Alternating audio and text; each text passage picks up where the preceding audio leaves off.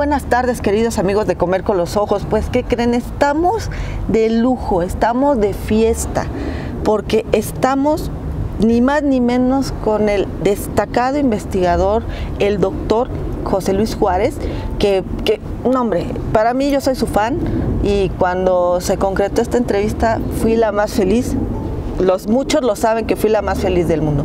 José Luis, muchísimas gracias. Le hablo de tú para romper un poquito el turrón y el tono de la plática sea ameno, pero lo respeto con todo mi corazón y con todo mi alma. Soy su fan.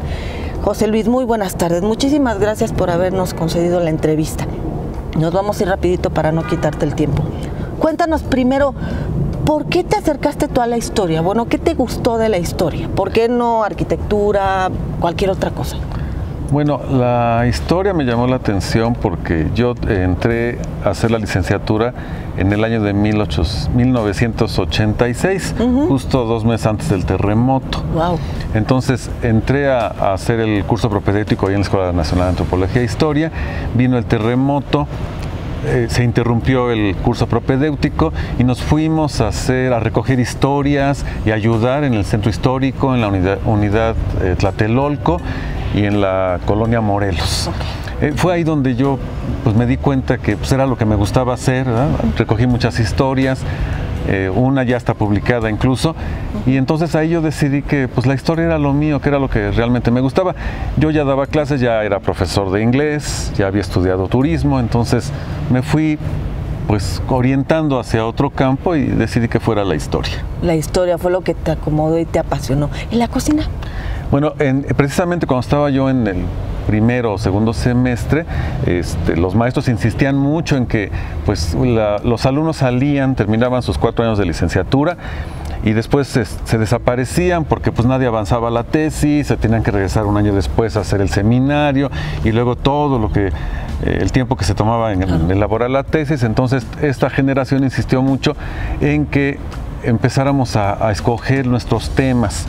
Y fue precisamente el doctor Guy Rosado Peirón, quien ahora está en INAJALAPA, que en ese tiempo nos daba historia, y él fue el que nos dijo, bueno, hay una amplia gama de temas, y en uno de ellos fue la cocina. Entonces yo me acerqué y le dije, oiga, profesor, pero sí hay mucha información, solamente que en este país es reciente, no hay mucho, dice, claro. Pero sí hay. Entonces, bueno, fuimos 2 o 3 los que decidimos seguir por esa línea y así fue que nos empezamos a empapar de historia de la cocina. Mi primera obra, que fue la tesis, después ya salió como libro, fue la lente de emergencia de la comida mexicana, que versó sobre el siglo XVIII, o sea, lo que los criollos pensaban de los alimentos mexicanos. Ese fue mi primer acercamiento. La otra vez allí en Lana decías que ya está agotado, ¿no? Ya va ahí. Sí, regular. Tengo la suerte de que los libros se han agotado, ¿no? Se han agotado y bueno, esperemos que en un futuro no muy lejano los vuelvan a editar, pero bueno, es una suerte. Sin embargo, como estoy en constante producción, bueno, vienen otras propuestas, ¿no? En forma de libro. Entonces esa fue la primera y luego te continuaste ya con tu doctorado, ¿no? Sí, bueno, eso fue la licenciatura. La maestría me fui a la UNAM porque es historia del arte.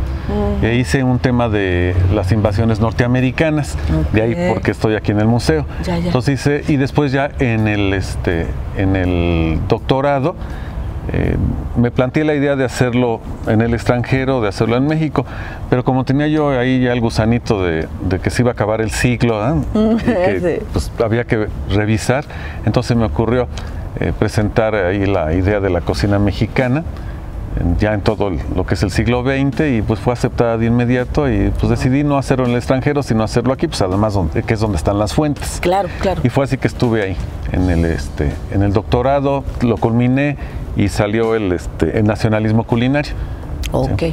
El refilón de ese fue el granaje culinario, que es el siglo XIX. Entonces todo el mundo me decía, ves que tú andas brincando entre los periodos. Pues sí, pero bueno, finalmente ya cuando tienes la colección, pues ya ves que no es un brincoteo pues sí, tanto, ¿no? No, y aparte no hay que ser positivistas, nada es totalmente lineal. No es lineal, por favor. Entonces este texto del engranaje culinario iba a ser parte de mi tesis doctoral, iba a ser parte del nacionalismo, pero decidimos que por espacios y por tiempos, pues no, porque también lo único que uno quiere cuando hace un doctorado, aparte de hacer un buen trabajo, pues es culminarlo. Claro, sí. Entonces me dijo, ¿te vas a tardar mucho? Eso me dijo mi asesor. Entonces dije, bueno, estuve de acuerdo y dejé el engranaje culinario para unos años posteriores. Y finalmente, pues ya me di a la tarea de armarlo y todo, y fue así como surgió. Y ese libro versa sobre lo que es la idea de que si había una cocina mexicana en el siglo XIX o no. Y es precisamente a donde vamos ahorita. Quisiera, bueno, yo ya leí el libro, te lo súper recontra recomiendo que lo lean. Está increíble, es valiosísimo, ¿no? Hay mucho análisis ahí, mucha carnita para mucho aprender.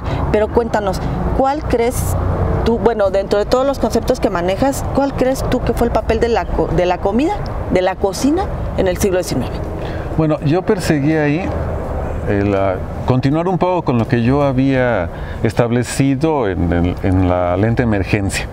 Ahí lo termino en 1800 y me quedé con las fuentes que sí están presentes, que sí se pueden consultar, porque ya ves que en la historia de México y la historia culinaria está un poquito difuminada. Entonces siempre decían, pues las monjas hicieron ahí la gran historia, y aquí yo me alejé de ese nicho conventual para situarme en la idea de lo que hacían y pensaban los criollos sobre los alimentos mexicanos, y lo que concluí es que había un cierto rechazo a consumirlos, ¿eh? A lo mejor hablaban bien de ellos, pero no los consumían porque uno decía, no, pues yo el pulque no, los nopalitos a mí no me gustan, yo no le entro a los tamales, etcétera.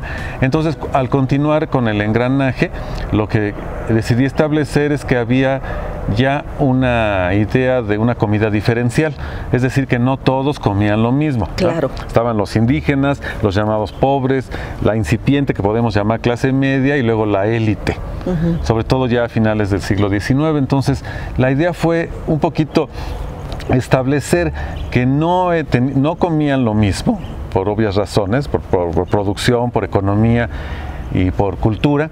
Y por otro lado también, pues derribar un poco también esta idea de que la cocina mexicana está desde el tiempo de los aztecas.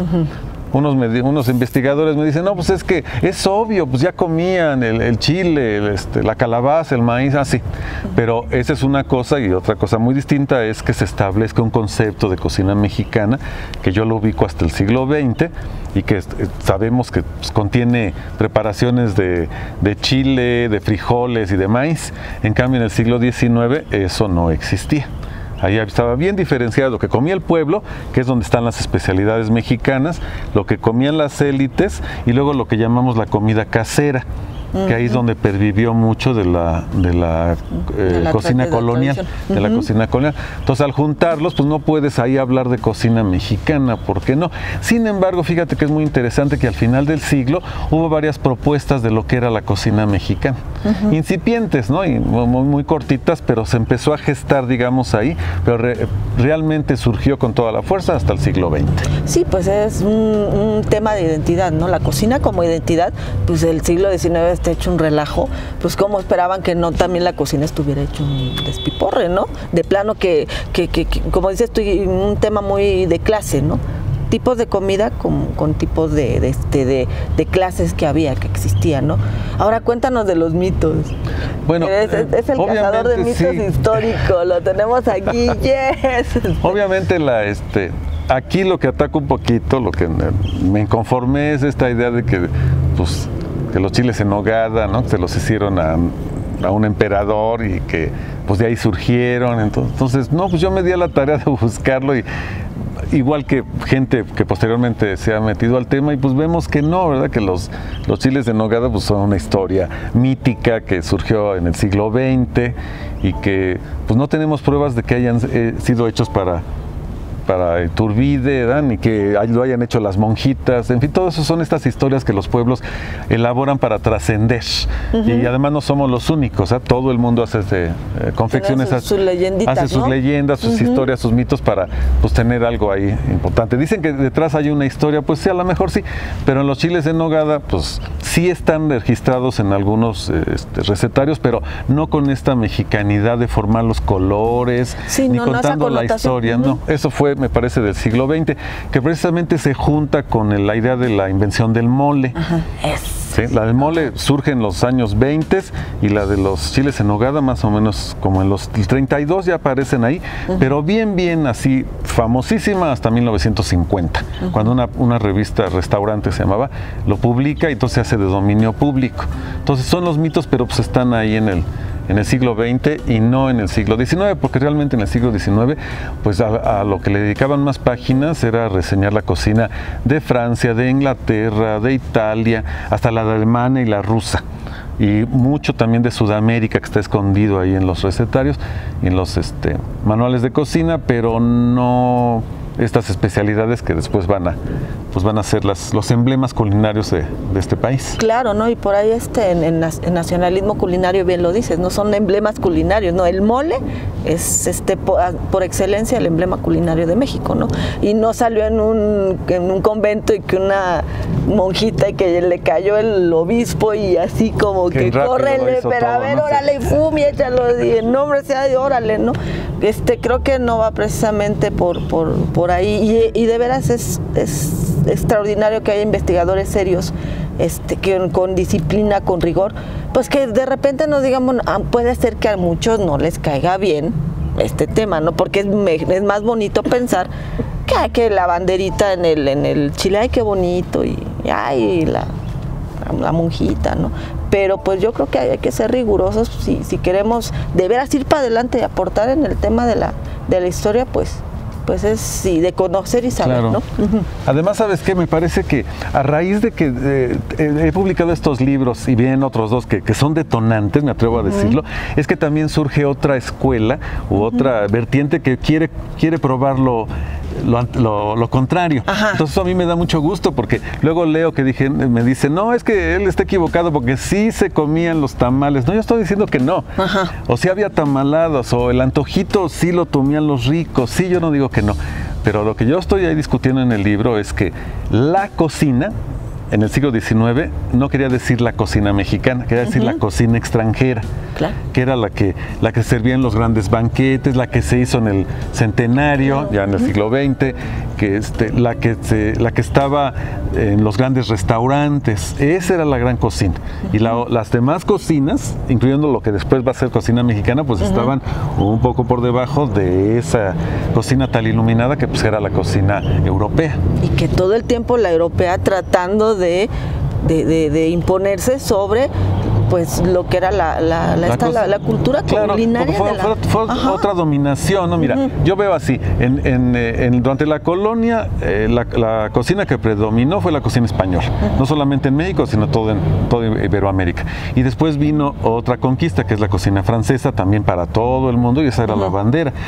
Vinieron después ya las independencias, las revoluciones, se quitó eso y se alzaron las cocinas nacionales. Por eso nosotros llegamos hasta el siglo XX a armar la cocina. Además, como no había historiadores, pues era más fácil como que echar mano de los mitos y hago la historia y se acabó. Está bien sencilla, mira, nuestras historias así tradicionales siempre dicen, en la cocina colonial, en la cocina prehispánica, pues con Moctezuma, ¿no? Que le traía no sé cuántos platillos. Luego para la colonia el mole. Y para el siglo XIX los chiles en nogada. Y para el XX, pues las cocinas de todos los estados. Y fin de la historia. Entonces, sí, es muy fácil. Ahora sí que enchilame está gordo. Pero si te metes a cada uno de los periodos, a estudiarlos, a entrar en las fuentes y a prácticamente pues vivir en las bibliotecas y los archivos y en los museos donde trabajas, esa es otra cosa, porque puedes hacer una propuesta pues mucho más amplia, seria, disciplinada, ¿no? Que es a lo que pues todo el mundo aspiramos, ¿no? Digo, cronistas de la cocina pues hay un montón. ¿no? Y no tiene que pasar por un doctorado, ni tiene que ir a un centro de investigación, ni al archivo, ni a la biblioteca. Simplemente con lo que va recogiendo de vida personal lo dice. Eso es una cosa. Otra muy distinta es tener tus fuentes, hacer tus propuestas, tener tus hipótesis, tu bibliografía la metodología bien, y los aspectos metodológicos pues firmes que puedan demostrar eso, ¿no? Por eso pues a mí me da mucho gusto que el libro, en el caso del engranaje, pues está completamente agotado.